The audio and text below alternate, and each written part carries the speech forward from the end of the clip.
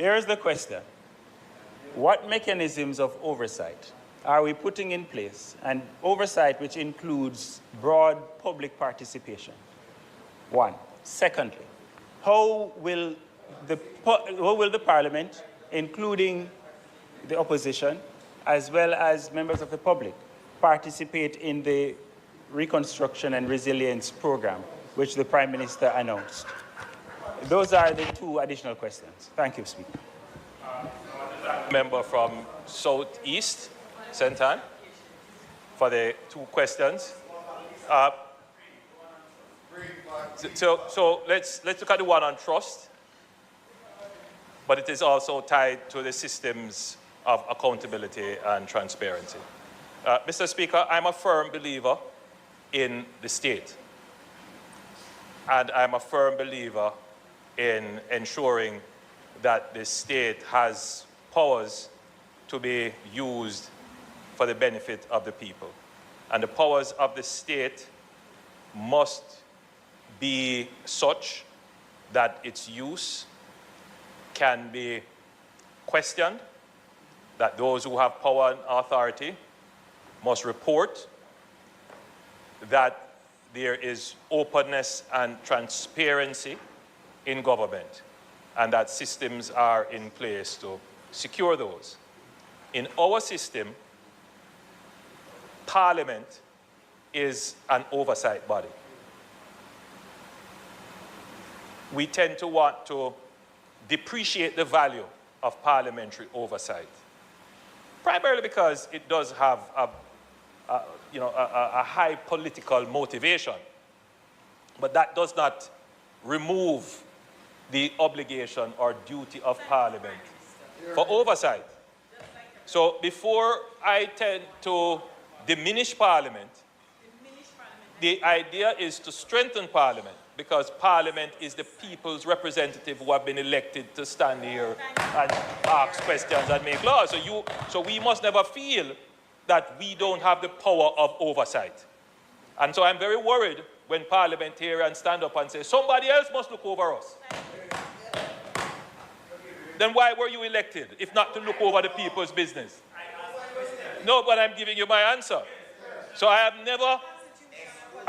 never in any way abdicated my duty when I was opposition leader, minister, or prime minister, to act in the best interest and to oversee the public's duty, the public's business.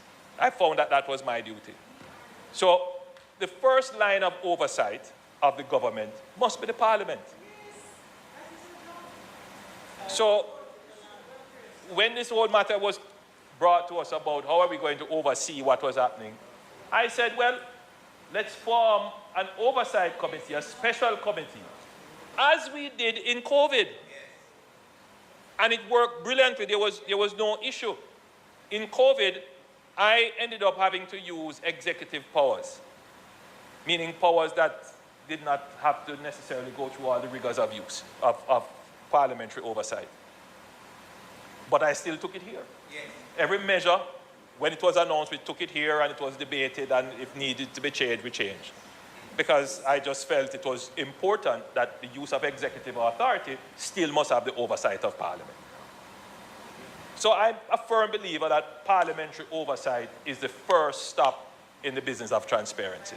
I was quite disappointed when the opposition said, well, no, they won't participate in that. What they will do is use the PAAC. I said, fine. I have no problem with that. If you want to use the PAAC, which is to give general oversight to all the operations of government and not give specific oversight to the operations of the disaster, if that's how you want to do it, I don't have a problem with that. So let's do it that way, but let there be parliamentary oversight. Now, our democracy has evolved in the 90s to establish something called a social partnership. And the social partnership has been very useful, a very useful mechanism in giving oversight to politically contested, to highly political contested initiatives in the society. the social partnership has been very effective in giving oversight to the economic program of the 2000s, which we all benefit from now in establishing fiscal discipline and fiscal responsibility. EPOC, part of that social partnership. And we have an established social partnership.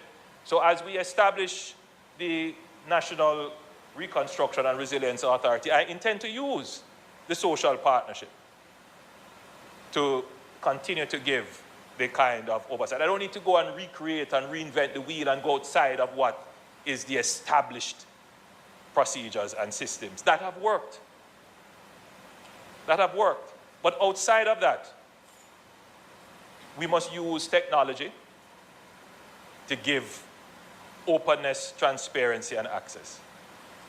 So we have said to ODPEM, which is the focal point of the relief, which is one of the shortcomings of the institution before. They did not have an inventory management system.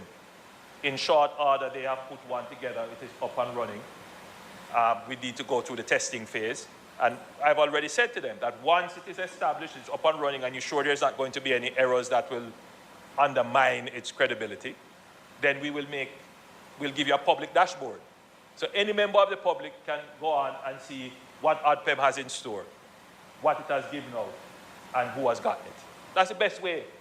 So that everybody who wants to say who is stealing what, and we'll have the data there to show that none of the nonsense that they are talking about is true.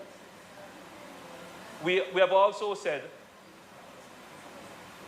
no, but a large part of the undermining of the trust. You know, I see a member from that side saying, you know, you've gotten so many generators and this and that, and where have they gone?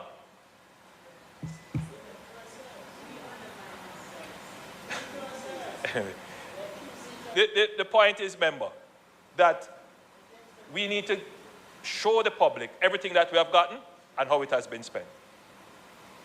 That's one level of accountability and transparency. But when we talk about accountability, we only talk about accountability in the accounting sense. You got $1 and you spent $1.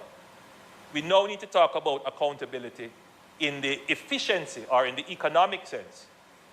Why did you spend the $1 on this when you could have spent it on something else that would yield greater result? We're not at that stage yet. The public doesn't necessarily look at accountability in that sense. All right? So we also need to give the public confidence that the decisions that we are making, though they may not seem, you know, in the first instance to make sense, but with further review and analysis, you will see that they make even greater sense. Like taking generators and just giving it to people, rather than take the generators and build resilience in our public institutions, which makes greater sense. Or do we take the 600 generators, and how do you give it to the 150,000 people or the 40,000? It don't make sense. Right? So what I'm saying is, it's one thing to account for 600 generators. It's a next thing to say, how are you going to use them efficiently? That's another level of accountability. We need to take our people and explain to them, because many of them don't understand it. And we encourage a lot of the foolishness that people are saying. So you talk about trust, member.